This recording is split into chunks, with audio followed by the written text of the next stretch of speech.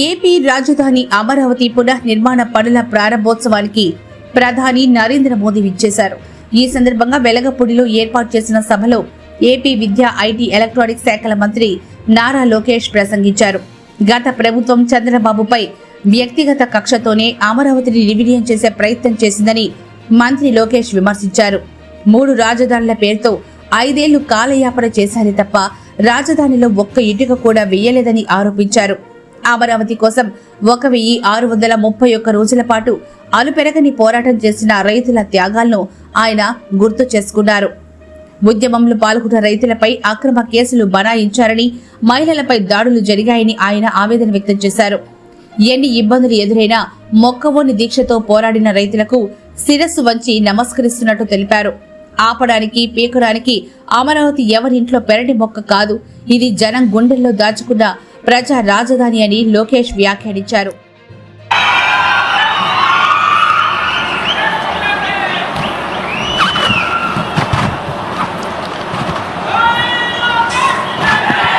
అమరావతి నమో నమః, అమరావతి నమో నమః, అమరావతి నమో నమః.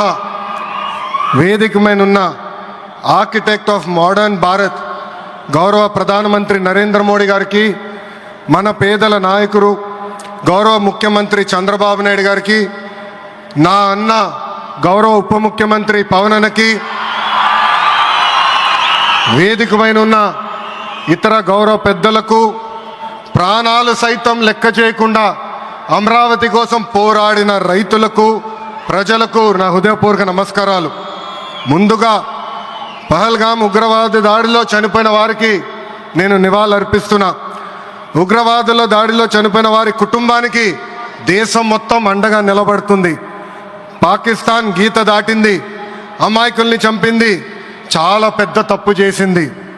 ఒక్క పాకిస్తాన్ కాదు, 100 పాకిస్తాన్లు వచ్చినా భారతదేశ నేలపై మొలిచిన గడ్డి కూడా పీకలేరు.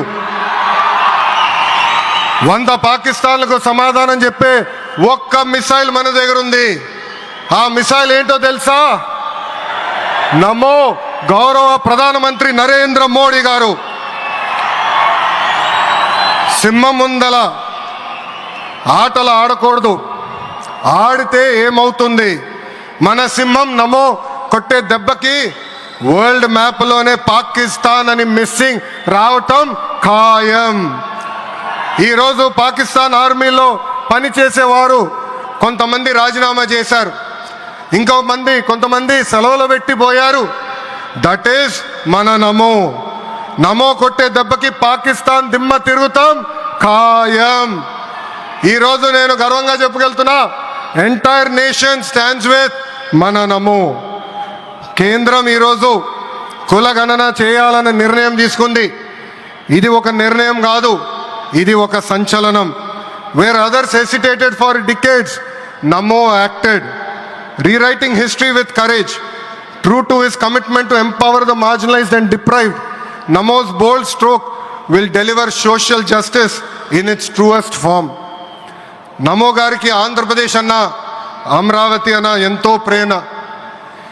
ఇప్పుడు ఆయన ఢిల్లీలో ఎంత బిజీగా ఉన్నారో మనందరూ తెలుసు. ఆయన ఈ కార్యక్రమానికి వచ్చారు. 2024 ఎన్నికల్లో ప్రజలు ఎన్డీఏ ప్రభుత్వానికి 94 సీట్లు గెలిపించారు. అందుకే మన ప్రధాని నమో గారు ఆంధ్రప్రదేశ్ కోరిన అన్ని కోరికలు తీరుస్తున్నారు. మొన్నే విశాఖపట్నానికి వచ్చి railway zone, NTPC green project, Nakkapalli bulk drug పార్క్కి నిధులు కేటాయించారు. ఏకంగా విశాఖపట్నం ఉక్కు ఫ్యాక్టరీని కాపాడారు.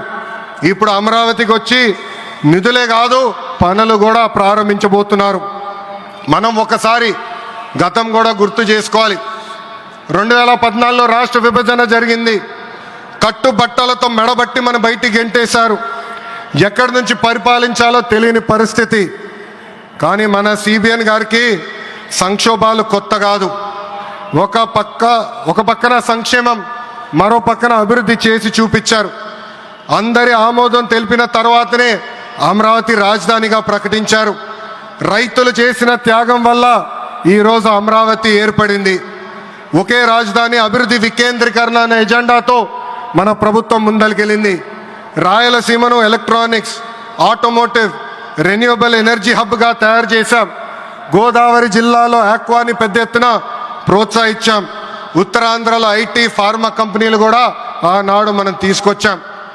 కానీ 2019 నుంచి 24 వరకు విధ్వంస పాలన మనం చూసాం. మన సిబిఎన్ పై ఉన్న వ్యక్తిగత కక్షతో అమరావతిని చంపేయాలని చూశారు. ఒక్క ఇటుక కూడా పెట్టకుండా 3 రాజధానులంటూ 5 సంవత్సరాలు గడిపేశారు. 8 ఏళ్ల పిల్లోడి దగ్గర నుంచి 80 సంవత్సరాల వృద్ధుడి వరకు జై అమరావతి అంటూ జెండా బతుకుని రోడ్డు పైకి వచ్చి ధర్నాలు చేస్తాం, పోరాటాలు చేస్తాం, మనందరం చూసాం. జై అమరావతి అన్నందుకు రైతులకి సంఖ్యలేశారు. జై అమరావతి అన్నందుకు మహిళా రైతుల్ని పోలీస్ బూటులతో తన్నిచ్చారు. జై అమరావతి అన్నందుకు రైతుల్ని ఏకంగా పెయిడ్ ఆర్టిస్టులు అన్నారు. ఎన్ని అరాచకాలు చేసినా అమరావతి రైతులు తగ్గేదే లేదన్నారు. 1631 రోజుల పాటు అమరావతి ఉద్యమం కొనసాగింది. 2070 మంది రైతులు చనిపోయారు. సుమారుగా 3000 మంది రైతుల పైన ఆనాటి ప్రభుత్వం దొంగ కేసులు పెట్టింది. ఎన్ని కుట్రలు చేసినా జై అమరావతి అన్న నినాదం ఆపలేకపోయారు. అయినా ఆపేదానికి పీకేదానికి అమరావతి ఎవరో ఇంట్లో పెంచుకున్న మొక్క కాదు, జనం గుండెల్లో దాచుకున్న ప్రజా రాజధాని. అమరావతికి శంకుస్థాపన చేసింది ఎవరు? మన నమో శంకుస్థాపన చేసిన అమరావతి ఆపే దమ్ము ఎవరికి లేదు. 1631 రోజుల పాటు పోరాడి అమరావతిని నిలబెట్టిన రైతులకి నేను ఈరోజు శిరస్సు వంచి నమస్కరిస్తున్నాను. ప్రధాని నమో గారి చేతి మీదుగా అమరావతి పనులు తిరిగి ప్రారంభం అవుతున్నాయి. ఇంకా అమరావతి అన్స్టాపబుల్. అభివృద్ధి వికేంద్రీకరణ అంతే స్పీడ్గా జరిగిపోతుంది. Polavaram, Visakha steel plant, Bhogapuram airport, Prakasam జిల్లాలో CBG plant, Kurnool high court bench, ఇలా అన్ని కార్యక్రమాలు జెట్ స్పీడ్తో జరుగుతాయి.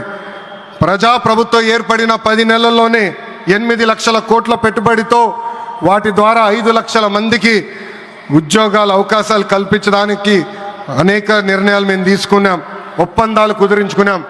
అంతేకాదు 16,347 పోస్టులతో మెగా డిఎస్సి నోటిఫికేషన్ కూడా ఇచ్చాం.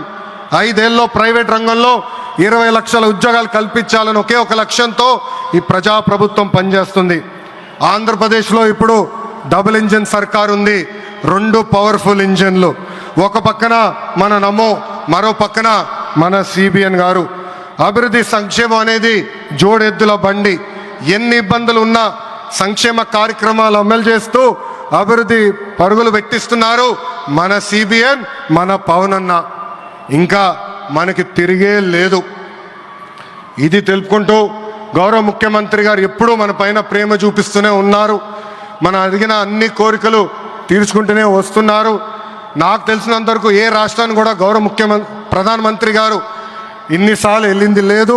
దానికి నేను హృదయపూర్వక ధన్యవాదాలు తెలుపుకుంటూ జై అమరావతి, జై అమరావతి, జై అమరావతి, జై ఆంధ్రప్రదేశ్, జై ఆంధ్రప్రదేశ్, జై ఆంధ్రప్రదేశ్. నరేంద్ర మోడీ గారి నాయకత్వం, నరేంద్ర మోడీ గారి నాయకత్వం, చంద్రబాబు నాయుడు గారి నాయకత్వం, పవన్ అన్న నాయకత్వం. జై హింద్.